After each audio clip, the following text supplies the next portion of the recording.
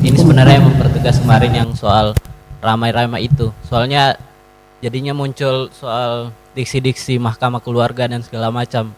Dan itu mengacu pada keraguan ke depannya Mahkamah Konstitusi apakah bisa menyelesaikan soal konflik pemilu. Karena belakangan ternyata yang banyak disebut di media massa juga yang soal anak presiden itu yang Gibran Rakabumi itu kan akhirnya jadi resmi jadi cawapres. Ya, baik. Terima kasih Yang Mulia Prof. Eni. Sekali lagi saya mengucapkan terima kasih atas perhatian rekan-rekan media. Saya perlu sampaikan bahwa saya menjadi hakim mulai 1985 itu sudah menjadi calon hakim sampai sekarang, jadi udah 30 sekian tahun. Ya alhamdulillah, saya memegang teguh sumpah saya selaku hakim, memegang teguh amanah dalam konstitusi, undang-undang dasar, amanah dalam agama saya yang ada dalam Al-Quran, sehingga saya sering mengatakan dalam berbagai kesempatan bagaimana Nabi Muhammad SAW ketika didatangi oleh salah seorang yang bernama Usamah bin Zaid, diutus oleh bangsawan Quraisy supaya bisa melakukan intervensi, meminta perlakuan khusus karena ada tindak pidana yang dilakukan oleh salah seorang anak bangsawan Quraisy. Apa jawab Rasulullah sallallahu alaihi wasallam?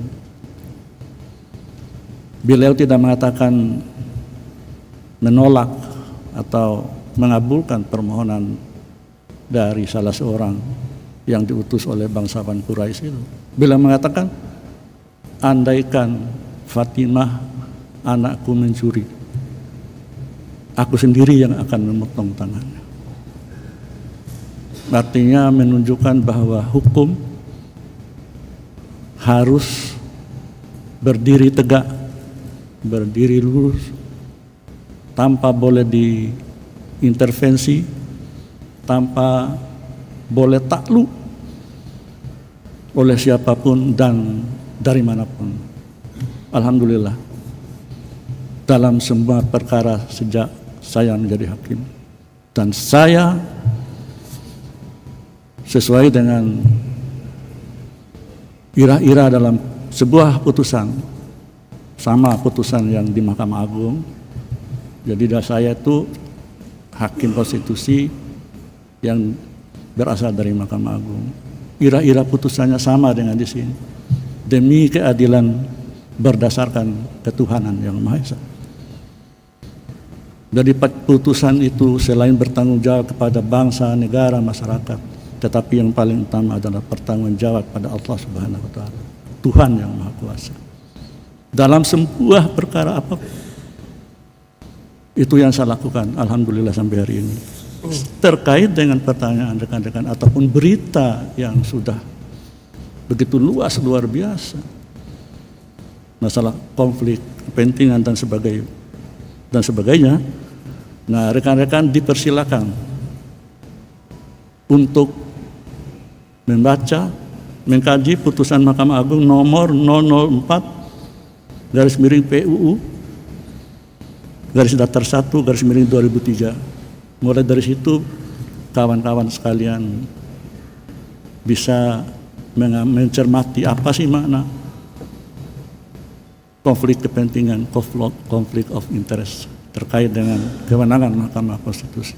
Satu hal yang perlu disampaikan juga sebelumnya dan nanti bisa baca dalam beberapa putusan Mahkamah Konstitusi, bahwa Mahkamah Konstitusi mengadili norma sebuah undang-undang, bukan seperti peradilan pidana atau perdata di Mahkamah Agung.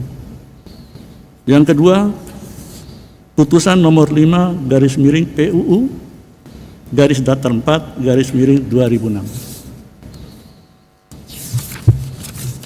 Yang ketiga, putusan nomor 97 garis miring PUU garis miring 11 garis miring 2013.